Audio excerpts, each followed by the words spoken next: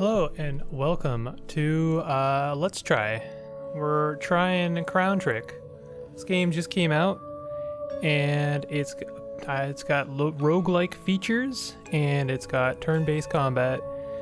I have no idea beyond that if it's. I find it actually really interesting because based on the trailer, it looks like a very standard kind of combat roguelike. But it seems as if the Steam community has not seen it as a traditional roguelike. It's just kind of got the roguelite tag. So we'll have to see what's going on.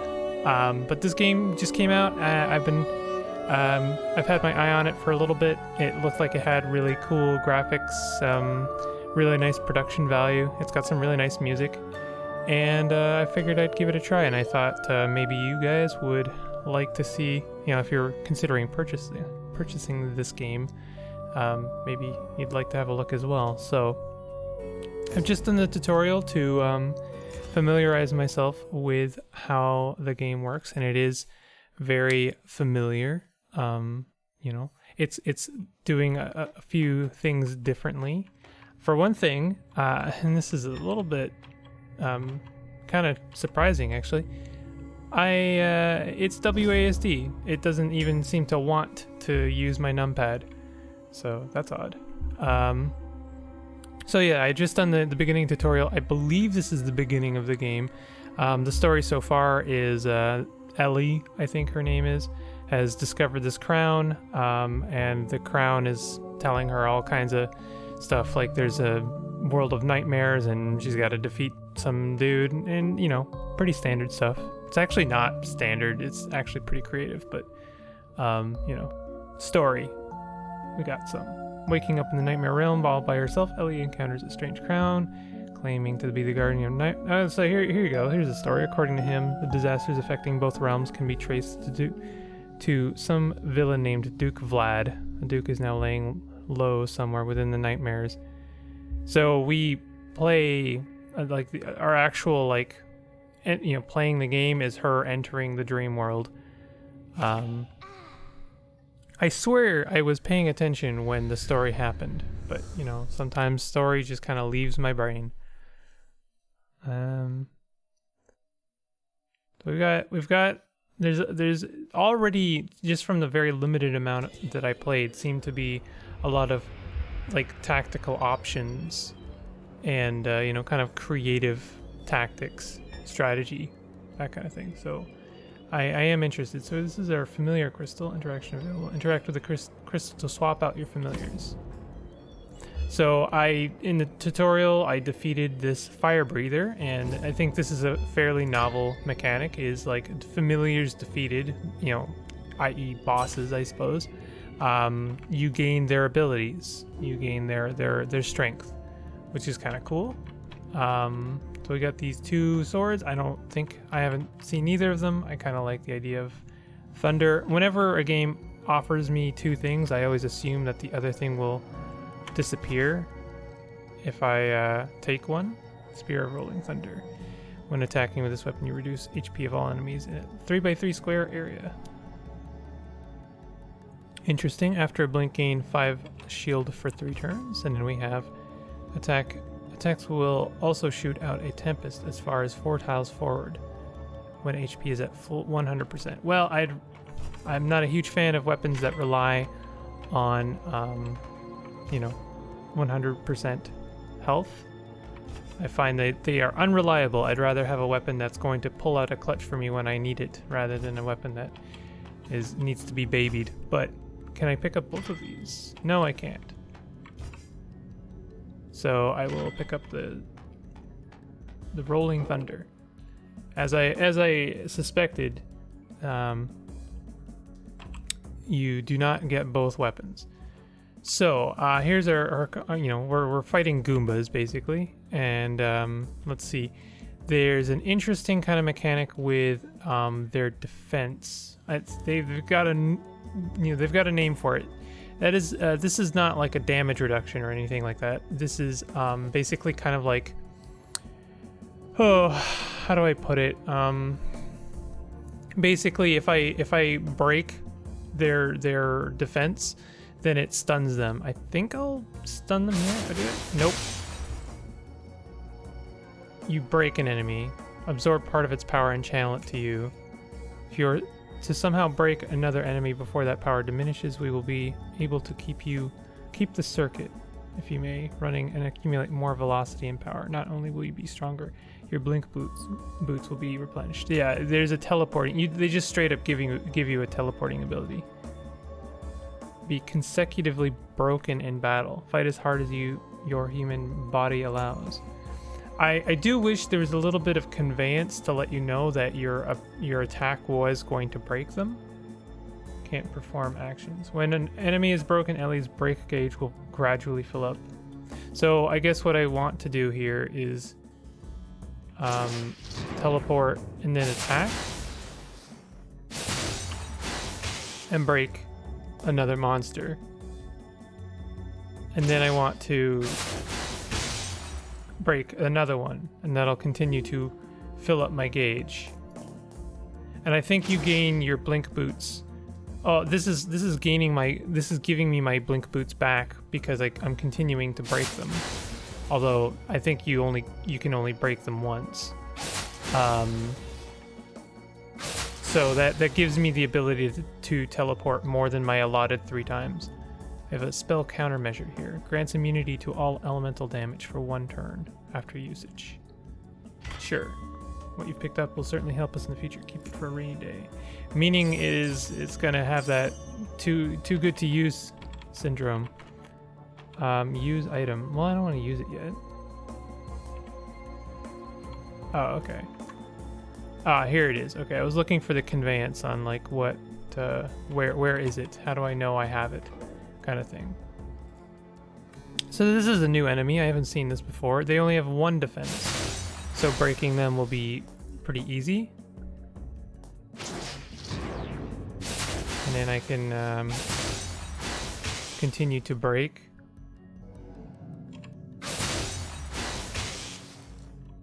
So this is the method. No, they didn't attack me. I guess this weapon seems to release an AoE whenever I attack. I'm sure it told me that, but I didn't really understand fully what that meant. So that's good. I actually kind of like this weapon. It's really nice. This game is a little bit different from a lot of roguelikes in that you don't just move into an enemy to attack them. You actually click on them, and that makes combat actually kind of a lot snappier. And it also means you can our first weapon. I don't know if maybe future weapons will be different, but our first weapon gives you a reach of two squares. So it actually makes the combat pretty snappy, which is nice. I would consider this, just on first impressions, more like an arcadey traditional roguelike, which is not a bad thing. This is almost like a coffee break roguelike so far. Just so that you know, I will be constantly monitoring your status during our journey and record everything you see within different dream realms.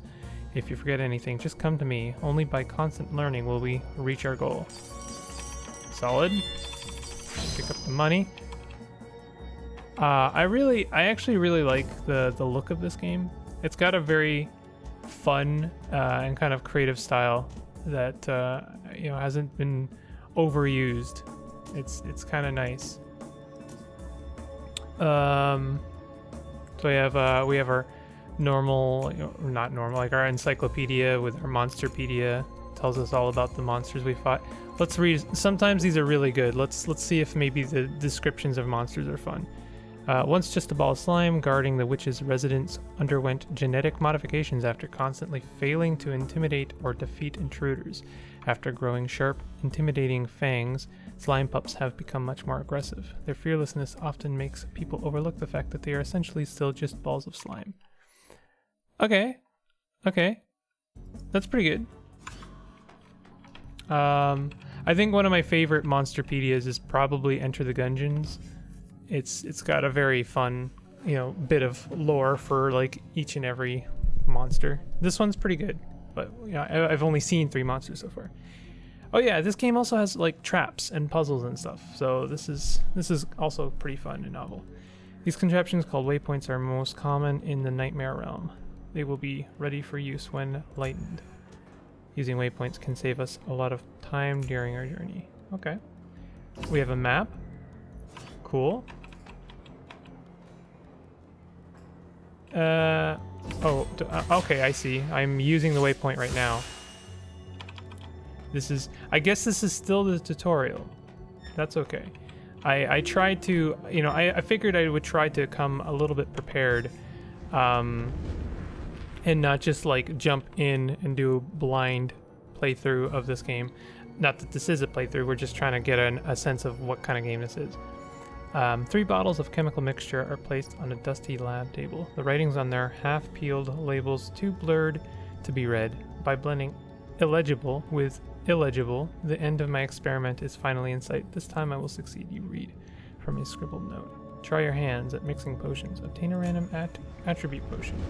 Unable to read any actual instructions, you carelessly mix the contents of one bottle with the other. After you're mindlessly dabbling, you somehow manage to make a potion of sorts. Okay. Potion of strength. Well, that's not nothing. That's something. So is that okay? Now I have 2 items. Okay. Interesting that the game just sort of like lets you. This is, I think, now an active decision that when people make a new traditional roguelike is, will they tell you what the potions do? This is like, I feel it's one of those things that almost like harkens back to the original Rogue. Is like you don't get to know what the scrolls are necessarily. Although I don't know. I wonder how long identify has been a thing. Although familiar skills and blink have proven to be helpful, you might hesitate to use them sometimes when you're low on MP or blink usages. It is perhaps human nature to worry without reason, but fear not in my presence. For I will fully replenish your MP and blink usages every time you enter battle in a new area. Focus on defeating the enemies. Okay, I like that. I tend to find it very difficult to know when is the best time to use an item or use, X thing, X, Y, or Z. So the fact that they replenish each round is like we're focusing on optimizing our combat and not necessarily optimizing our ability and item usage. Although I'm sure our items are still like disposable. That was not optimized. I guess blink doesn't use a turn, but that's okay. You know what? Let's use our fire blast. Will that be good? No, it won't be good. Okay, let's attempt to be tactical. So I'm gonna blink here, and then I'm going to. Oh yeah, there's a turn mechanic as well that doesn't use up a turn. Like literally turning, not to use a turn. I know that's weird. Okay, so we're gonna fire blast them, and will this guy walk into the fire? No, he's smarter than that. Maybe, or maybe he just likes to walk randomly. So they told me explicitly that when an enemy is charging an attack or about to do something, basically that is when you can you have a better chance to guard break them. Not that it matters because their guard was down to like 1, so it would have been much easier. Explosive destroyable. So that was I think a pretty good room. We used up some MP, but that's okay. We get our MP back. What? I'm warning you, something. Oops. Okay, so he's charging, so now would be a good time to jump in and then break his guard and then kill him. Easy peasy. We have new weapons. Shrapnel scalpels of the craze. So this is only a 1 space range weapon, and it does less damage. It's kind of worse in every way.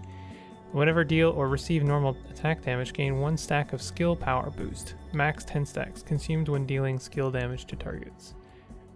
Kind kind of want to try it just to try it. Let's try it just to try it. I think I can come back for that weapon. We can try it on this guy right here.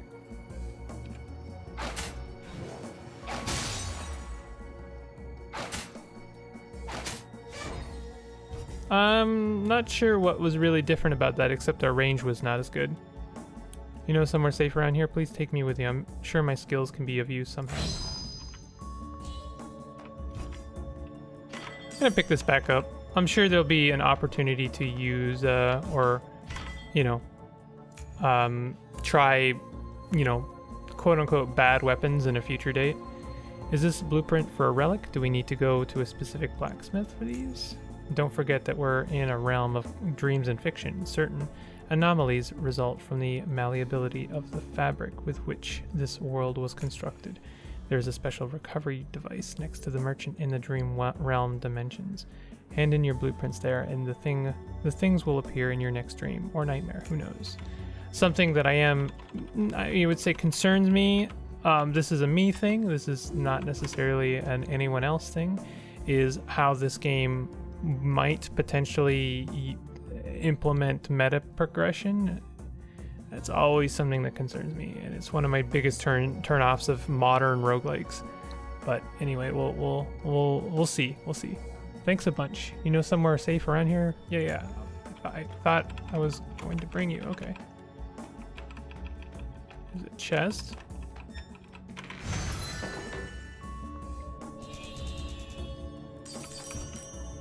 Weapon lock. Summon a random weapon. Ooh. Oh, I like these. We have Shadow Kunai. Deal a massive amount of damage when attacking targets not yet in combat. If 2 or more enemies are hit by a single attack, there's a 40% chance that they will be paralyzed. And then the more enemies you hit with a single attack, the more damage you will deal. Let's go with the disintegrator. I like the range on this.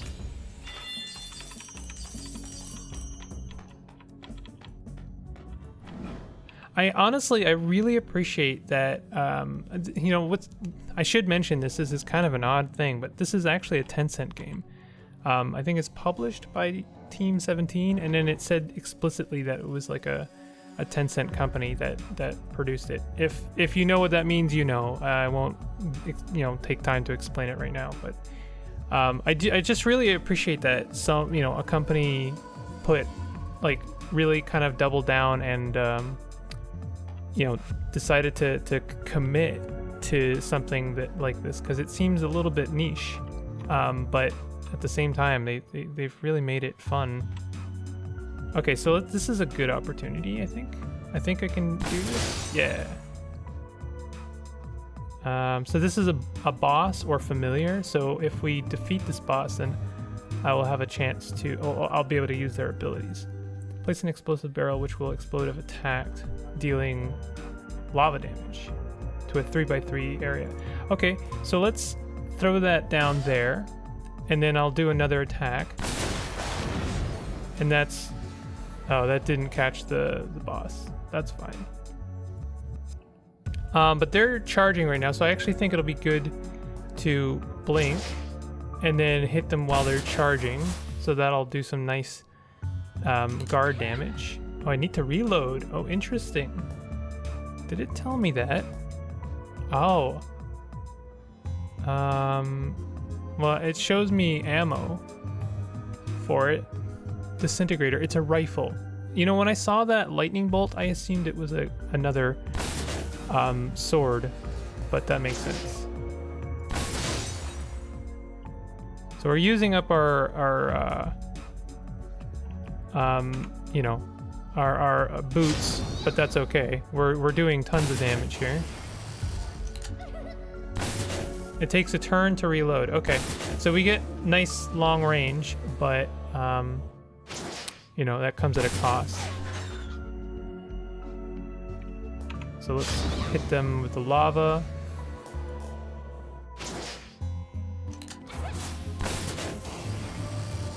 Ah, that lava's gone now. Okay, let's continue to hit them. All right, we've done it.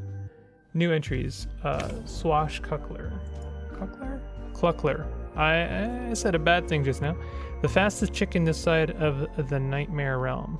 So we have backstep strike, shift backward 2 tiles and shoot boomerang forward, dealing 50 wind damage to the target. And then we have swallow flip, instantly launch 4 attacks on targets within 2 vertical tiles, dealing 17 physical damage each time.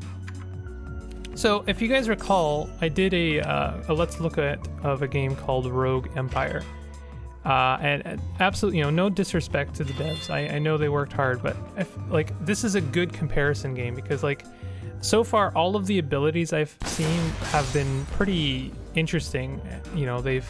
They feel powerful. They feel they're not circumstantial in any way really. That you can use them pretty much always, and you want to use them because they're fun to use. They're good. They feel good.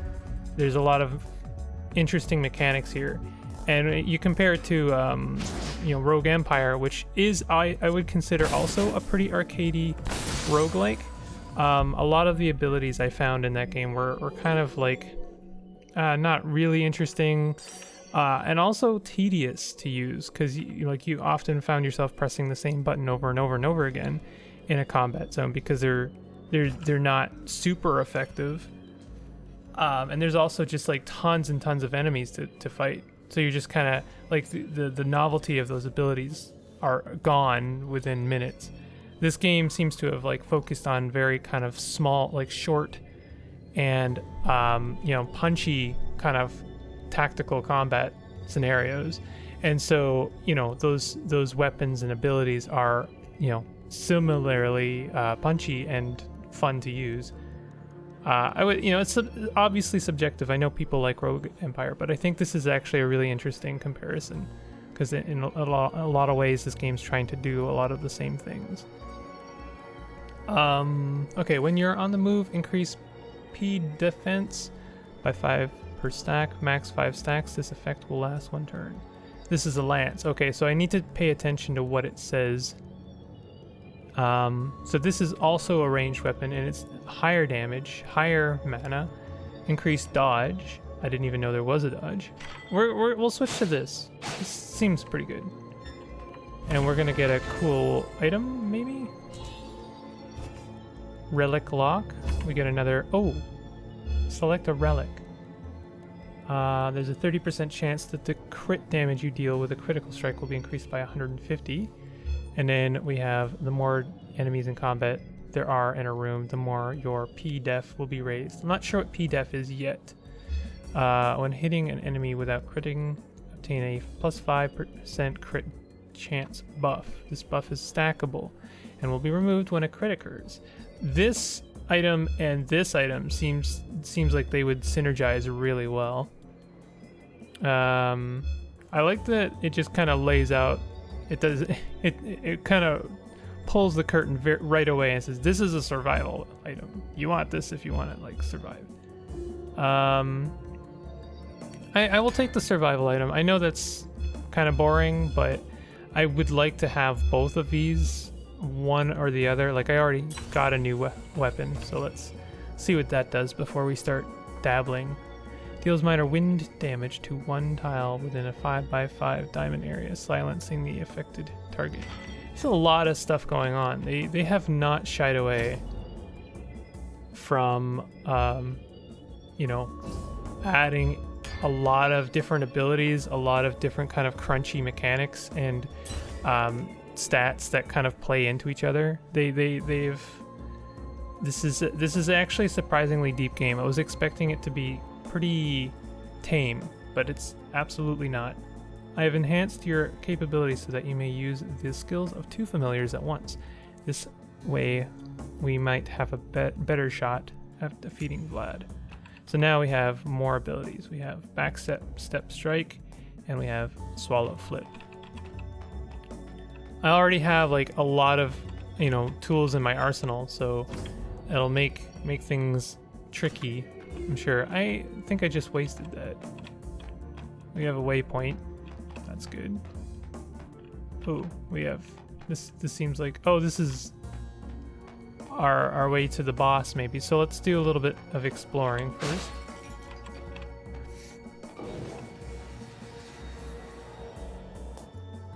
go ahead and hit this guy. Get his break.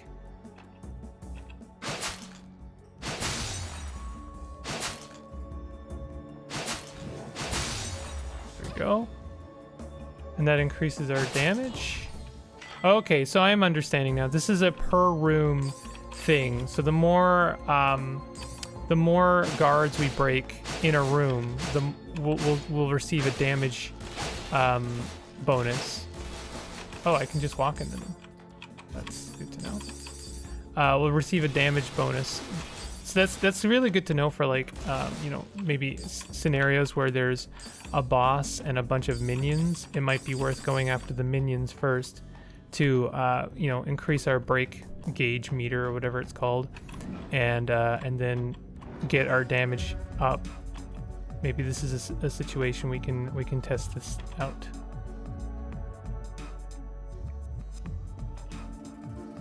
Let's go ahead and use our fire blast. I'll just go ahead and do some nice damage.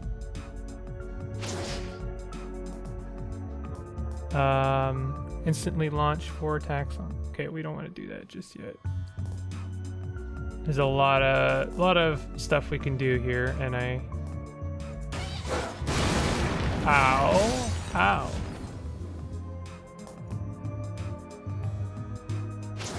Okay, that was some damage.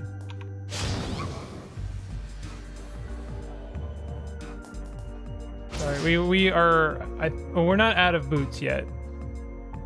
I wish I could reach him. I guess tile, shift backwards 2 tiles and shoot boomerang forward, dealing 66 wind damage. Okay, so if we face him, we could do this for some extra guard damage. Oh, we took some, I think we just, oh no, we did some damage to him, okay. Will we take, what is this? Scorched, receive fire damage equal to 8% of your max HP every turn. Okay, we don't want to step on that. We can take this slow. So they're broken right now. Let's go ahead and try our swallow flip. That was some nice damage.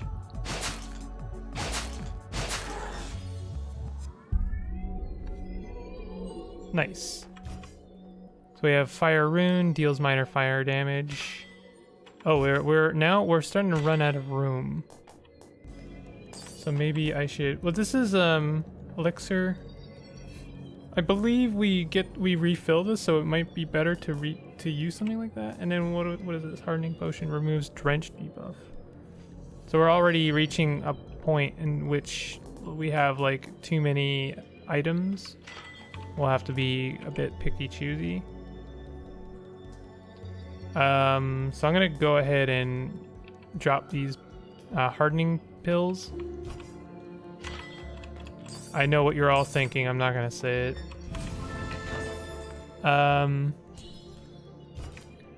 Relic lock summons a random relic. Okay, yep. We have element. This is a new thing. It seems deal 50% more damage to imprisoned enemies. I'm not sure what that means. When an enemy is affected by scorched, all surrounding enemies will also obtain the scorched debuff. This seems like a great thing for us since we seem to be doing a lot of fire damage. I assume scorched is fire damage. And then we have summon a violent earthquake affecting all enemies dealing earth damage. Okay, so maybe we could swap out Swashbuckler for Reaper of Pumpkins, just to try them out. But we definitely want to keep Fire Breather because now we do we have like a nice synergy with scorching damage. Let's check out the map. Maybe there's a place we can rest again. I feel like I may have I might be in a bad position right now, but let's see. I have 5 uses of the blink. I'm not sure when that happened. I guess maybe if you do the whole gauge blink gauge thing correctly, you can actually increase your blink usage past your normal. Okay, yeah, we're back to 3 now. Okay, that's unfortunate. Okay, so let's see what we can see. Okay, we don't want to do that yet. Let's throw a barrel down in front. Will that force him to move?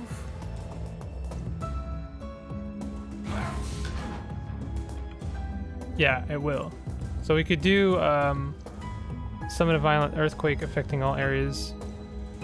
We could do something like this, and this will maybe hit all of the barrels as well. That's some nice damage right there. What? Oh, they pulled me in. That's bad. I want to get back out of there. Oh, is this oil? I don't know when that got there.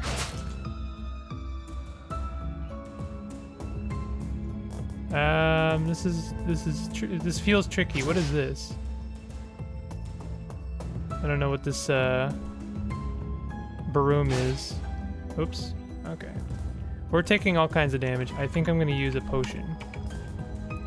We can use our elixir, actually. And that uses up a turn. That's fine.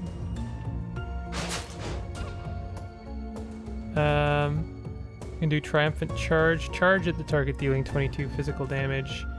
Let's just do... I don't know. Let's blink away, actually. And then use fire. Actually, what we can do is... I'm gonna throw a barrel down.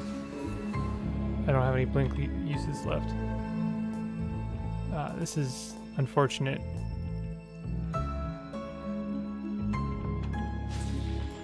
That was this guy. I gotta get rid of that guy.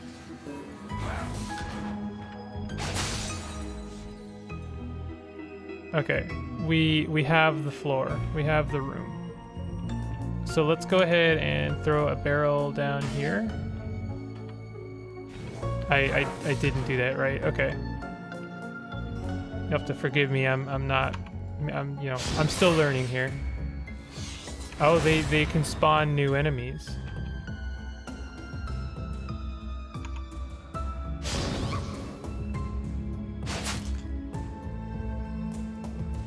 I got some blink back.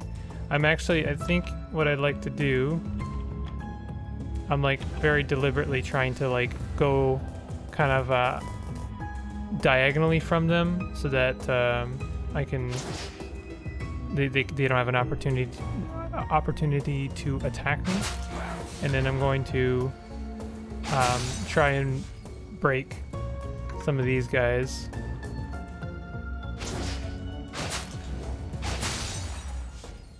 So now we have increased damage.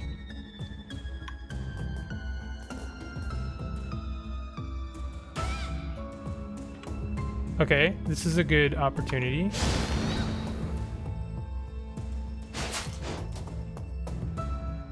We're gonna take some damage, and that's fine.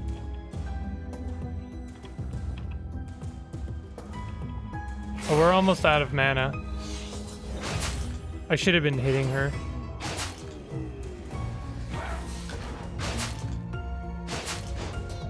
Ouch.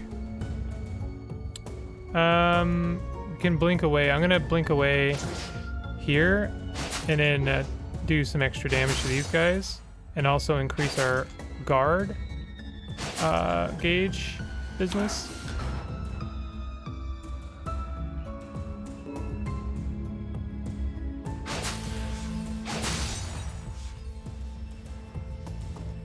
Her guard is almost broken.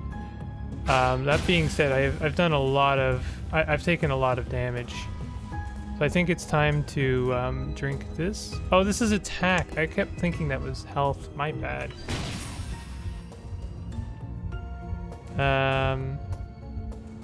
I'm in a bad position because if I move, she'll do some damage to me. Okay, so we're gonna break her. That's good.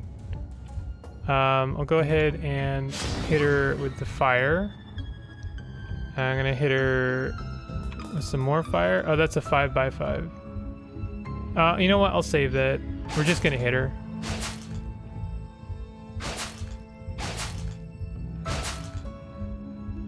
I think she's back So I'm gonna blink and then hit her one more time. Yeah, okay. We're doing, I mean, this is gonna be close.